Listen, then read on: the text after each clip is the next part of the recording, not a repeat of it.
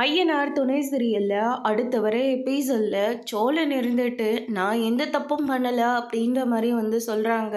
அதுக்கு அடுத்ததா சேரன் இருந்துட்டு சார் என் தம்பி பொய் சொல்ல மாட்டான், கண்டிப்பாக இவர் மேலே தான் தப்பு இருக்கும், என்னப்பா பேச்சு பேசுகிறீங்க, இந்த ஆள் மோதினதுனால அங்கே ஒரு ஆள் படுத்து கிடக்குறாங்க ஹாஸ்பிட்டலில், ரொம்பவே சீரியஸாக இருக்காங்க. இப்போ அந்த அம்மா வெளியே தான் நின்றுட்டுருக்காங்க. அவங்க ஏதோ பாவம் சென்னையிலேருந்து இங்கே வந்திருக்காங்க அவங்க பொண்ணுக்காக அப்படின்ற மாதிரி சொல்லிடுறாங்க. எங்களால் எதுவும் பண்ண முடியாது, என்னென்னா நீங்கள் அவங்கக்கிட்ட பேசி பாருங்க அப்படின்ற மாதிரி சொல்கிறாங்க.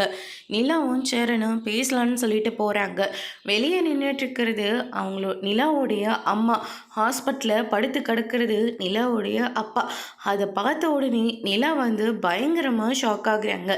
இப்போ உனக்கு சந்தோஷமாடி, நீ வீட்டை விட்டு வெளியே போனதுனால அந்த மனுஷன் நெஞ்சு வலியால் ஹாஸ்பிட்டலில் படுத்து கிடந்தாரு.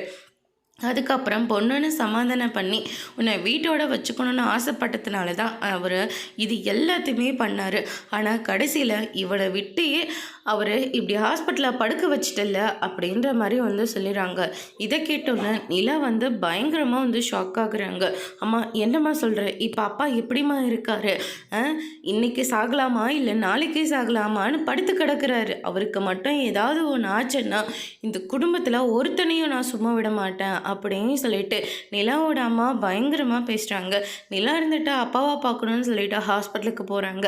அதோட பிரம முடிச்சிருக்காங்க. இனி ஐயனார் துணையில் அடுத்தடுத்து என்னெல்லாம் நடக்க போகுதுன்றதை வெயிட் பண்ணி பார்க்கலாம். தேங்க்யூ.